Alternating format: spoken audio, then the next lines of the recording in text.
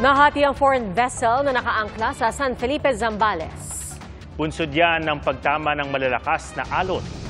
Dahil dyan, nagpasya ang PCG Zambales na iscrap na lang ang barko sa halip na hilahin papuntang Navotas City. Pero di gaya ng proseso para sa mga na-scrap na foreign vessel, hindi muna i-repatriate ang mga Chinong crew ng barko dahil inaakusahan silang lumabag sa immigration law sa bansa at kailangang dumalo sa mga pagdinig. Nitong Mayo pa nakaangkla ang barko sa Zambales matapos madiskubre ng PCG na wala ito ng mga requirement para sa mga umaangklang foreign vessel. Sabi raw ng kapitan na doon sila nagpasyang mag-angkorahe dahil mas mahal ang anchorage fee sa Maynila.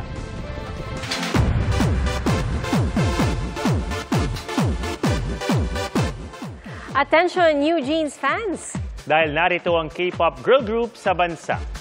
Sa kuha ng NAIA, spotted ang girls sa airport na fresh from South Korea.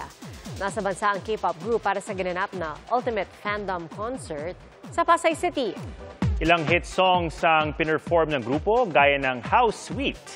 Last year, bumisita sa Pilipinas ang New Jeans para sa 2023 Asia Artist Awards.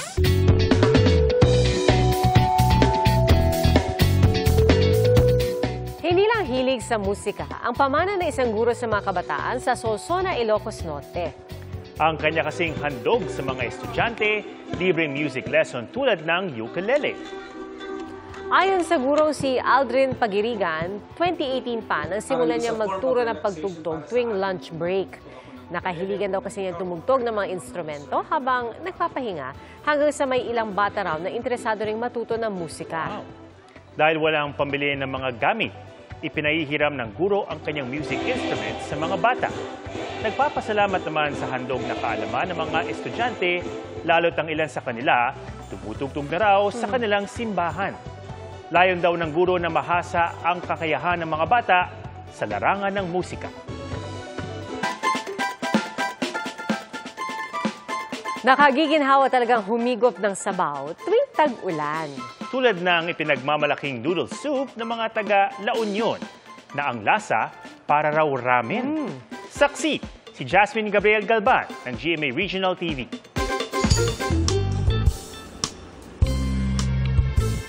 Ang tag-ulan, hindi lang cuddle weather ang dulot nitong lamig.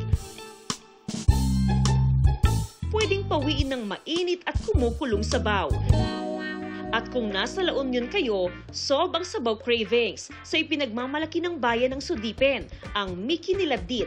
Ang sabaw nito, creamy, parang ramen, dahil mula ito sa pinakuloang buto ng baboy. Unique po siya. Kapag malapot na ang sabaw, pwede nang ilagay ang Niladit noodles.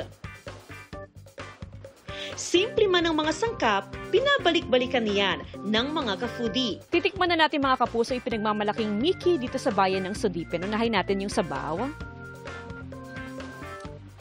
Ang sarap niya mga kapuso, talagang creamy yung sabaw. Tapos nalalasahan mo talaga yung may konting anghang. Kaya naman talagang ang sarap ng lasa niya. Ngayon yung noodles naman ang ating titikman.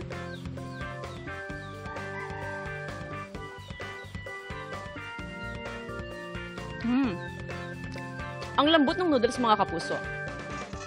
Hindi pa huhuli sa mga sabaw at putahe ang karinderyang ito sa Cebu City. Humba, lansiaw, you name it, they have it. At may dagdag na smoky flavor ang kanilang mga ulam. Dahil ang kalan nila, hindi gas ang panggatong, kundi kahoy. Tila open secret na recipe nilang old-fashioned na pagluluto. Kaya ang mga ulam nila na masarap na, abot kaya pa, talagang binabalik-balikan.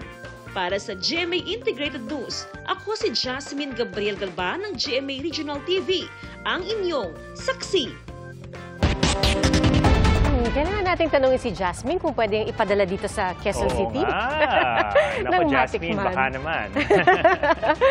Mga kapuso, salamat po sa inyong pagsaksi. Ako si Pia Arcangel. Sa ngalan ni Arnold Clavio, ako si Ato Maraulio para sa mas malaking misyon at sa mas malawak na paglilingkod sa bayan.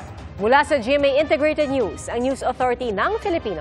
Hanggang bukas, sama-sama tayong magiging saksi!